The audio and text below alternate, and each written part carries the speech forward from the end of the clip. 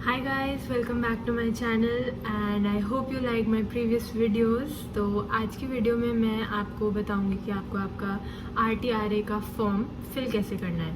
I know बहुत लोगों को कंप्यूटर नंबर फिल करने में, RTRA का फॉर्म फिल करने में बहुत ज़्यादा डिफ़िकल्टी फेस करनी पड़ती होगी क्योंकि उन्हें पता नहीं है कि कहाँ से पेमेंट करनी है, क्या चीज़ नेसेसरी है, कहाँ पे किसका साइन ज़रूरी है। तो मैं आपको सब इस वीडियो में एक एक करके बताने वाली हूँ।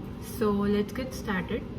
तो सबसे पहले तो आपको जानना ज़रूरी है कि RTRA का फुल फॉर्म क्या होता है। सो RTRA stands for radio telephony restricted aeronautical. So basically ये एग्ज़ाम होता है किस चीज़ के लिए, तो जब आप पायलट बनना शुरू करोगे तो आपको पहले बात तो जानना ज़रूरी है कि हम कम्युनिकेट कैसे करते हैं एक दूसरे से कॉकपिट में बैठ के और ATC से, that is with the help of your RTRA licence. तो बेसिकली रेडियो के थ्रू आप कम्युनिकेट करते हो। तो इस एग्ज़ाम को क्लियर करना आपके लिए बहुत ज़रूरी है। तो ये 5 में से एक पेपर है, बट इसमें कैच है, अगर आप RTRA का फॉर्म फिल कर रहे हो तो ज़रूरी नहीं है कि आपके पास कंप्यूटर नंबर ऑलरेडी हो। आप बिना कंप्यूटर नंबर के लिए अप्लाई किए भी इसको दे सकते हो। DGCA के अंडर नहीं आता है एग्ज़ाम, इसलिए। तो शुरू करने से पहले आप एक बारी ये डेट्स देख सकते हो। इस ईयर में होने वाले RTRA एग्ज़ाम्स की डेट्स हैं ये, और कहाँ कहाँ पे होएगा एग्ज़ाम, मतलब कि दिल्ली, चेन्नई, मुंबई, हैदराबाद एंड कोलकाता, ये इसके सारे सेंटर्स हैं। कौन सी जगह पे कहाँ का होएगा। RTRA का एग्ज़ाम DGCA के एग्ज़ाम्स की तरह नहीं होता, हर महीने नहीं होता ये ना, 3 महीने में इसके रेगुलर अटेम्प्ट होते हैं। इसके लिए आपको सिर्फ 2 महीने में ही अटेम्प्ट मिल सकता है। जैसे कि जो नेक्स्ट अटेम्प्ट है, अभी जुलाई चल रहा है और जो नेक्स्ट अटेम्प्ट है वो 5 अगस्त की डेट है, आप यहाँ पे लिखा हुआ देख सकते हो। तो उसके बाद में पहला जो अभी आ रहा है अटेम्प्ट वो दिल्ली का है, और उसके बाद में अटेम्प्ट हैदराबाद का है, उसके बाद कोलकाता, और फिर ये पूरा स्केड्यूल फिर से अगले साल के लिए रिवाइज हो जाएगा। ठीक है, तो इसके बाद में आप यहाँ पे सेकेंड पिक्चर में देख सकते हो, ये आपका पूरा एड्रेस है। जो फॉर्म आप फिल करोगे जब और उसको एनवेलप में प्लेस करोगे, उस एनवेलप में आपको जो एड्रेस लिखना है, यानी आप जहाँ चाहते हो आपका फॉर्म जाए, वो ये एड्रेस रहेंगे 1, 2, 3 एंड 4। अगर आप चाहते हो आप दिल्ली का अटेम्प्ट दे रहे हो तो आपको दिल्ली के ऑफिस में इसको भेजना पड़ेगा। एंड प्लीज़ मेक श्योर कि आप ये पूरा का पूरा एड्रेस लिखो, यानी असिस्टेंट वायरलेस एडवाइज़र से लेके ईमेल ये भी आपको लिखना है, and telephone number and fax number, everything needs to be on the cover page of your envelope. Okay, so start करते हैं। सबसे पहले आप यहाँ पे फॉर्म अगर देखोगे तो आपको यहाँ पे दिख रहेगा लिखा हुआ, the bank draft should be obtained from any branch of the State Bank of India.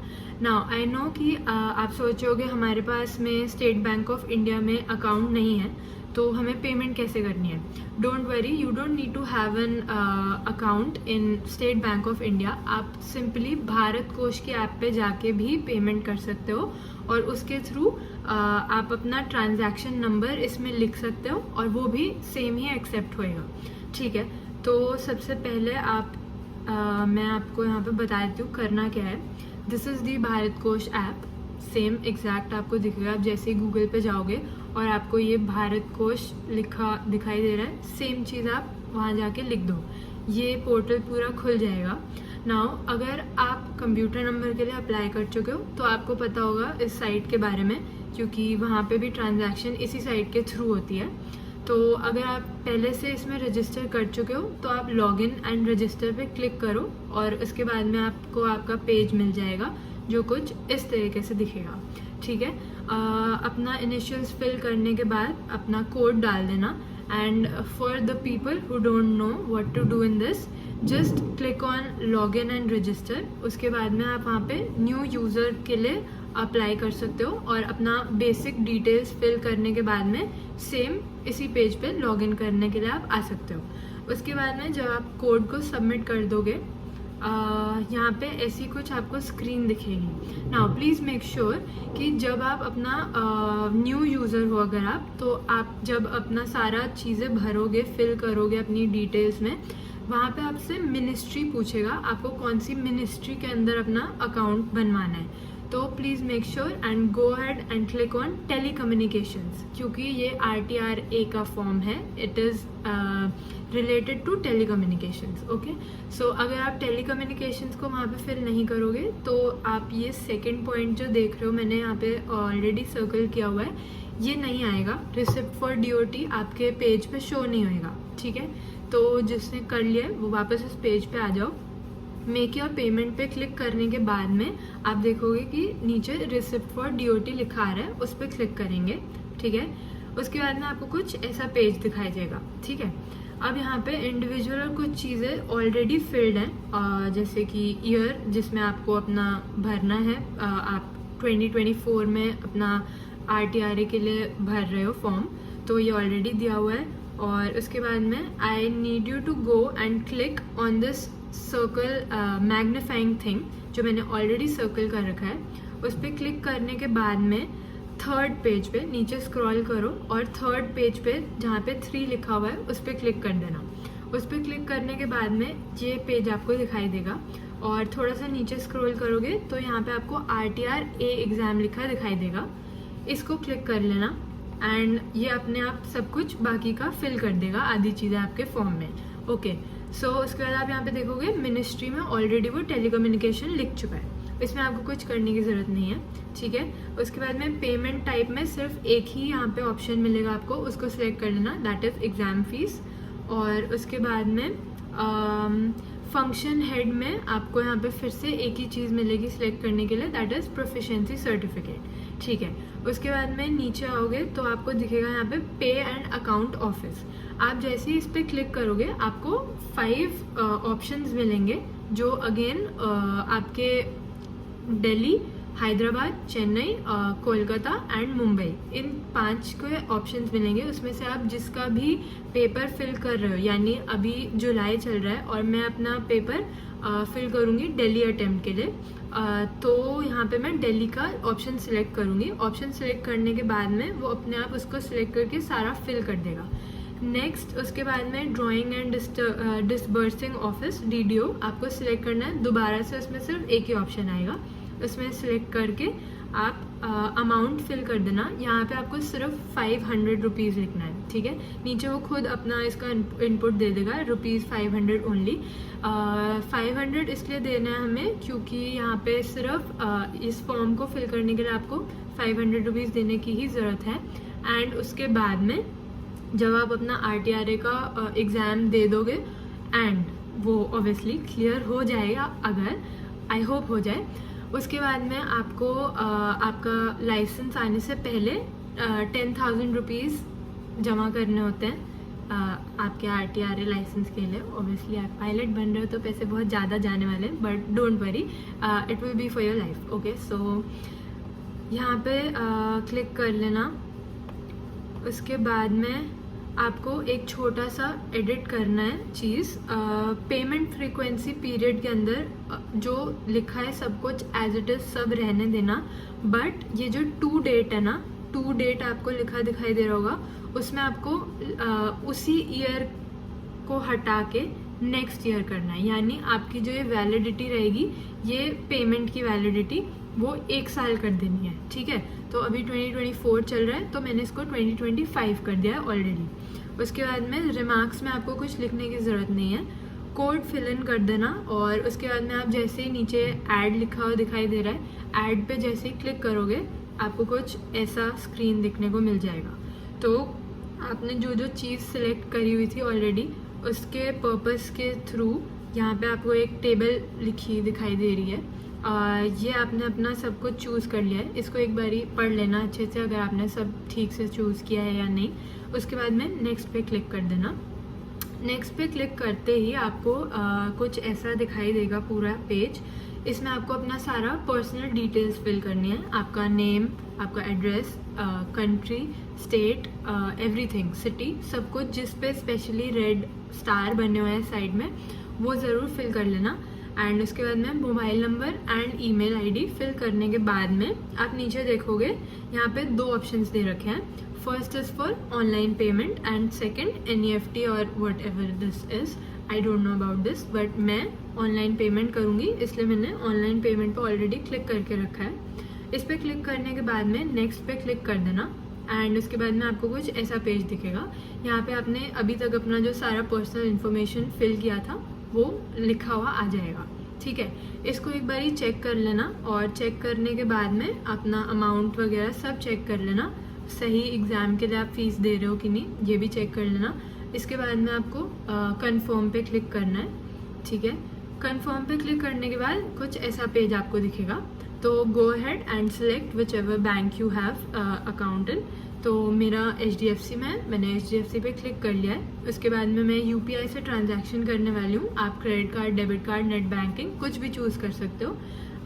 UPI choose करने के बाद में यहाँ पे कोड आपको फिल इन करना पड़ेगा जो दे रखा है, और नीचे ये बॉक्स को सिलेक्ट कर लेना। आई एक्नॉलेज एंड कन्फर्म वाला है पूरा, टर्म्स एंड कंडीशंस अगर आप चाहो तो पढ़ सकते हो। मैंने ऑलरेडी पढ़ लिया है इसलिए मैंने सिलेक्ट कर दिया था।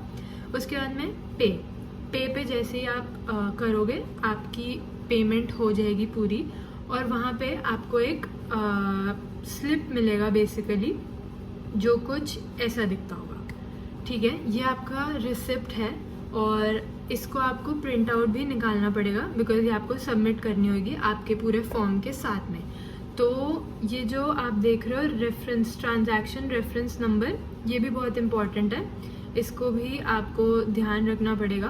अपना सब नेम वगैरह चेक करने के बाद में ही आगे बढ़ना, और जब आपका पूरा ट्रांजैक्शन कंप्लीट हो जाए उसके बाद में मैं आपको बताती हूँ करना क्या है। तो ये फॉर्म है, मैंने ऑलरेडी निकाल के रखा हुआ है। तो अगर आप इस फॉर्म को बाय हैंड भर रहे हो यानी लिखोगे पूरा फॉर्म, तो प्लीज़ मेक श्योर कि आप इसको कैपिटल में फिल करो। सब चीज़ें जो भी नेम, नंबर, आपका एड्रेस, कोई भी कुछ भी चीज़ आप जो इसमें भरोगे सब कैपिटल लेटर में ही फिल करिएगा, तो ज़्यादा बेटर रहेगा। ओके, सो यहाँ पे आगे बढ़ती हूँ मैं, तो आपको बता देती हूँ लिखना क्या क्या है। तो ये जो आप स्पेस देख रहे हो पूरी, जो मैंने क्रॉस बना दिया है, ठीक है, ये पूरी स्पेस में आपको वो एड्रेस लिखना है जो मैंने प्रीवियस, आप पहले वीडियो को आगे करके देख सकते हो, उसका स्क्रीनशॉट ले लेना। जैसे कि मैं दिल्ली अटेम्प्ट भर रही हूँ तो मैं उस दिल्ली ऑफिस का पूरा जो लिखा था एज इट इज़ यहाँ पे लिख दूंगी, with telephone number, fax number and email ID, ठीक है। उसके बाद में रोल नंबर आपको यहाँ पे लिखने की ज़रूरत नहीं है, ये आप नहीं लिखोगे, जब आपका फॉर्म चला जाएगा, सबमिट हो जाएगा, ये ऑफिस यूज़ के लिए, आपको इसमें कुछ नहीं भरना है। नेक्स्ट उसमें अपना यहाँ पे नेम लिख देना, अगेन इन कैपिटल लेटर्स। उसके बाद में आपका एड्रेस लिख देना, जहाँ पे आप चाहते हो कि आपका लाइसेंस आए आपके पास, आपको पोस्ट होके आए, वो एड्रेस आपको यहाँ पे लिखना है, ठीक है। उसके बाद में अपना telephone number and email address भी आप चाहो तो लिख सकते हो, ठीक है। उसके बाद में सेम जो आप चीज़ इस क्रॉस पे लिखोगे, और जो मैंने कहा था कि पूरे एनवलप पे आपको फ्रंट साइड पे एड्रेस लिखना पड़ेगा 2, और उसके बाद में वो पूरा एड्रेस, नीचे राइट साइड पे फ्रॉम, अपना नेम, अपना address and again email ID and phone number if you want to write, आप वो भी लिख सकते हो, बट फ्रॉम और टू ये दोनों चीज़ें प्लीज़ ज़रूर याद रखना। उसके बाद में नीचे आ जाओ, तो यहाँ पे सेंटर के लिए आप पहली बात तो अगर फर्स्ट टाइम दे रहे हो ये एग्ज़ाम, तो आप पार्ट 1 एंड पार्ट 2 दोनों दोगे, तो यहाँ पे टिक कर देना। और RTRA पार्ट 1 उन लोगों के लिए जो ऑलरेडी बाहर से, US से या फिर साउथ अफ्रीका से, किसी भी कॉमनवेल्थ कंट्री से अपनी फ्लाइंग ऑलरेडी कर चुके हैं और उसके बाद में आके इंडिया में वापस कन्वर्ट कराएंगे लाइसेंस, तो उनको भी RTRA का एग्ज़ाम देना पड़ेगा, उनके लिए ये पार्ट है। तो आपको इसमें कुछ नहीं करना। आगे बढ़ते हैं। मंथ ऑफ एग्जामिनेशन में यहाँ पे आप अगस्त लिख देना, अगस्त 2024, ठीक है। उसके बाद में details of the bank draft, इसमें आपको कुछ लिखने की ज़रूरत नहीं है। यहाँ पे name of state Bank of India branch में आप लिख देना जो मैंने यहाँ पे लिखा है एग्जैक्टली, पेमेंट वाया भारत कोष ऐप, ठीक है। उसके बाद में number and date, transaction number वही रहेगा जो आपको एक पूरा रिसिप्ट मिला था, उसमें सबसे पहली चीज़ आपका ट्रांजैक्शन नंबर ही दे रखा है, उसको यहाँ पे पूरा लिखने के बाद में डेट लिख देना, कौन सी डेट पे आपने ट्रांजैक्शन किया है, ठीक है। उसके बाद में अमाउंट पे 500 लिख देना, ठीक है। उसके बाद में यहाँ पे नो लिख देना एंड आगे बढ़ते हैं। देन यहाँ पे अपना नेम एंड सरनेम लिख देना कैपिटल लेटर्स में, अगेन मैं कह रही हूँ। उसके बाद में full postal address and your permanent home address. ना हो सकता है कि आपका ये दोनों सेम हो सकता है अलग अलग हो, तो इसको देख के फिल करना। परमानेंट होम एड्रेस वो रहेगा जहाँ पे आप रहते हो परमानेंटली, और पोस्टल एड्रेस जहाँ पे आप चाहते हो कि आपका जो लाइसेंस है वो आपको पोस्ट होके आए, ठीक है। उसके बाद में कॉन्टैक्ट एंड ईमेल एड्रेस अगर आप चाहो तो लिख सकते हो। उसके बाद में हाइट आपको मीटर्स एंड सेंटीमीटर्स में लिखनी है, फीट में मत लिख देना। उसके बाद में colour of eyes, colour of hair, complexion and mark of identification. Like मेरा मार्क ऑफ आइडेंटिफिकेशन है मोल ऑन द नोज, आपका कुछ भी हो सकता है आपके हाथ पे कोई निशान हो, मेरा हाथ पे भी है, बट हो सकता है आपके हाथ पे निशान हो, या फिर कहीं फेस पे कोई कुछ पैच हो, या कुछ भी हो सकता है, इसको लिख लेना। उसके बाद में डेट ऑफ बर्थ, इसके लिए आपको आपका 10th का सर्टिफिकेट मार्कशीट अटैच करना पड़ेगा जहाँ पे आपका DOB लिखा रहता है, ठीक है। उसके बाद में मैं वीडियो के एंड में आपको वो भी बता दूंगी कि आपको कौन सी चीज़ लगेगी इसके साथ साथ, तो आपको वो भी प्रिंट आउट निकालना पड़ेगा, जैसे 10th और 12th की मार्कशीट, आपका आधार कार्ड, और भी 1-2 चीज़ें वो मैं आपको वीडियो के एंड तक बता दूंगी, ठीक है। उसके बाद में प्लेस ऑफ बर्थ आपको आपका लिखना है, जैसे मैं दिल्ली में बॉर्न हुई हूँ, मैं दिल्ली लिख दूंगी। एंड नेम ऑफ स्टेट, मतलब जहाँ पे आप करेंटली रह रहे हो, ठीक है।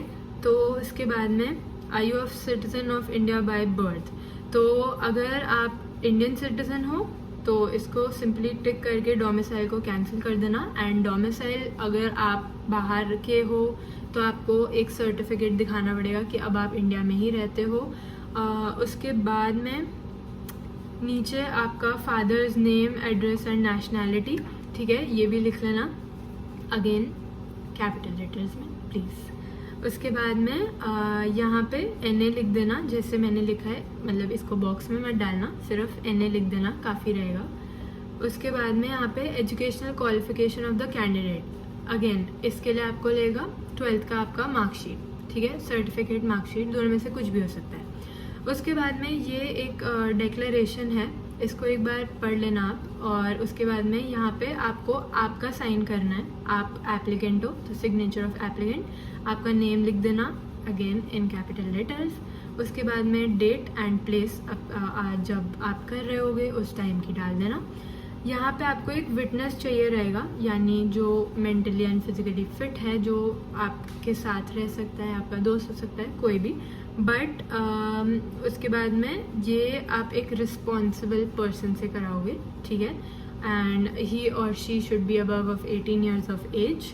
उसके बाद में उनका यहाँ पे name, address, date and place सब लिखवाने के बाद नीचे आओ, तो यहाँ पे आपको लिखना है following documents.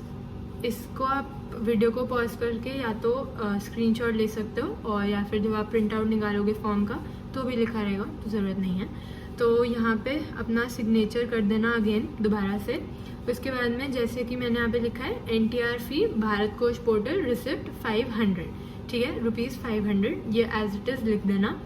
Character and nationality certificate के लिए आप अपना पासपोर्ट या फिर आधार कार्ड, दोनों में से कुछ भी दे सकते हो, ड्राइविंग लाइसेंस भी चलेगा।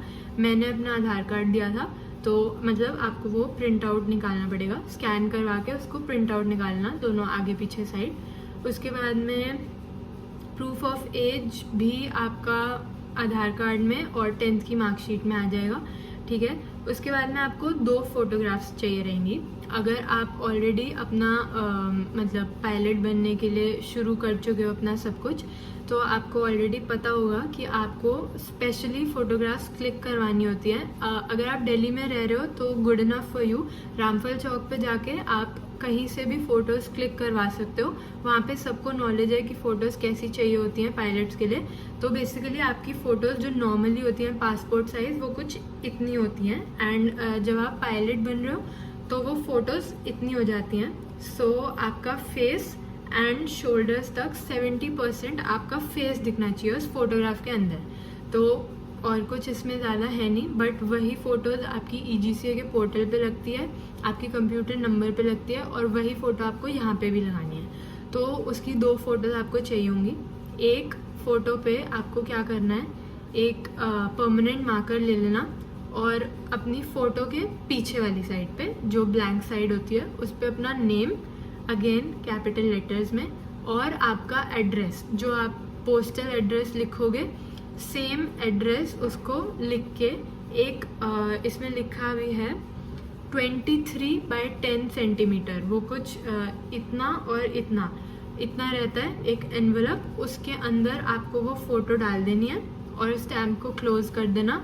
उस स्टैम्प पे मतलब उस एनवलप पे आपको एक 5 रुपये का स्टैम्प लेना है। जब आप पोस्ट ऑफिस जाओगे तो वो ईजिली अवेलेबल रहेगा वो 5 रुपये का स्टैम्प। उसको बिल्कुल राइट साइड पे अपने एनवलप की ऊपर पे राइट साइड पे स्टिक कर देना और अगेन उस पे एड्रेस प्लीज़ अपना लिखना।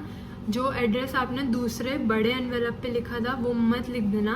ये एनवलप इसलिए आप अपने उसमें रखोगे दूसरे एनवलप में बिकॉज आप चाहते हो कि जो लाइसेंस आपको मिलेगा वो आपके घर आए। अगर आपने कहीं और का एड्रेस लिख दिया तो लाइसेंस आप तक नहीं पहुंचेगा। तो इस चीज़ का बहुत अच्छे से ध्यान रखना। मैं दोबारा बता देती हूँ, जो एनवलप 23x10 का 10 सेंटीमीटर का होएगा उसके अंदर आपको एक अपनी फ़ोटो डालनी है जिसके पीछे आप अपना नेम एंड पोस्टल एड्रेस लिखोगे। उसको अंदर रख देना, एनवलप को क्लोज कर देना। उसके बाद में 5 रुपये का एक स्टैम्प लेना, उसको राइट साइड पे ऊपर की तरफ में स्टिक कर देना। उसके बाद में अपना एड्रेस लिख देना 2 और अपना एड्रेस और अपना नेम, ठीक है। उसके बाद में नीचे आ जाओ, ठीक है। तो ये आपका certificate of character and nationality है।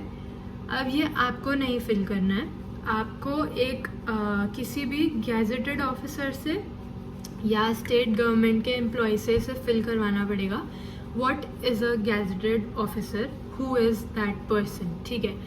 अब आपको थोड़ा सा ढूंढना पड़ेगा। जो भी लोग किसी गवर्नमेंट हॉस्पिटल, किसी गवर्नमेंट स्कूल, किसी गवर्नमेंट कॉलेज में प्रोफेसर हैं, डॉक्टर हैं, कुछ भी हैं, उनके पास एक स्टैम्प होता है जो वो यहाँ पे लगाएंगे, अपना नेम लिखेंगे एंड अपना डेजिग्नेशन एंड एड्रेस का वो स्टैम्प लगा देंगे और साइन कर देंगे, ठीक है। अब हो सकता है आपको ना मिले गैजेटेड ऑफिसर, तो इसमें घबराने वाली कोई बात नहीं है। आप इसको किसी भी नोटरी पे से जाके भी साइन करवा सकते हो। WPC इसको एक्सेप्ट कर लेगी, बट वो आपको दोबारा से बोलेगी कि यही चीज़ आप दोबारा से पेज प्रिंट आउट करवा के लेके आओ और उस टाइम पे गैजेटेड ऑफिसर का इस पे स्टैम्प और सिग्नेचर दोनों होने चाहिए। तो तब तक इतने टाइम बीइंग में आपको ढूंढना पड़ेगा। तो दूसरा यहाँ पे मेंबर ऑफ पार्लियामेंट और स्टेट लेजिस्लेचर, अगर आप ऐसे किसी को जानते हो आप उससे भी साइन करवा सकते हो। उसके बाद में थर्ड सब डिविजनल मजिस्ट्रेट और ऑफिसर और तहसीलदार, आप इनमें से भी किसी से भी साइन करवा सकते हो, ठीक है। वो यहाँ पे भरेंगे कि वो आपको जानते हैं इतने इतने टाइम से। और उसके बाद में साइन करने के बाद इंडियन नेशनैलिटी लिखवाने के बाद प्लेस और डेट उनको बोलना लिख दें। फिर नीचे आते हैं, ये पेज आपको खुद लिखना पड़ेगा, ठीक है। यहाँ पे दिल्ली लिख देना, क्योंकि मैं दिल्ली का अटेम्प्ट दे रही हूँ और मैं दिल्ली के ऑफिस में अपने सारे पेजेस भेजूंगी, इसलिए मैं यहाँ पे दिल्ली दे रही हूँ। आप मेरी तरह मत लिख देना अगर आप हैदराबाद या चेन्नई का अटेम्प्ट दे रहे हो, थोड़ा सा कॉमन सेंस लगा के भर लेना इसको। उसके बाद अपना नाम लिख देना और यहाँ पे मेरा सेंटर दिल्ली पड़ेगा, इसलिए मैंने दिल्ली लिखा है। उसके बाद में ये सारे एक बार इंस्ट्रक्शंस पढ़ लेना अच्छे से। उसके बाद में अपना एड्रेस यहाँ पे लिखना है, अपना पोस्टल एड्रेस, ठीक है। उसके बाद नीचे आते हैं, तो ये आपकी अटेंडेंस शीट है, इसको आपको अभी नहीं भरना है, अभी भरने की कोई ज़रूरत नहीं है। तो जो 2 फोटोग्राफ्स मैंने लेने को बोली थी उसमें से एक आपने एनवेलप में फिल कर दिया था और जो दूसरी फ़ोटोग्राफ है वो आपको यहाँ पे पेस्ट करनी है और कुछ इस तरीके से आपको इस पर साइन करना है अपना। यहाँ पे लिखा भी हुआ है साइंड एंड डेटेड, ठीक है। तो मैं यहाँ पे अपना एक बारी साइन करके आपको दिखा देती हूँ ताकि एक आइडिया हो जाए।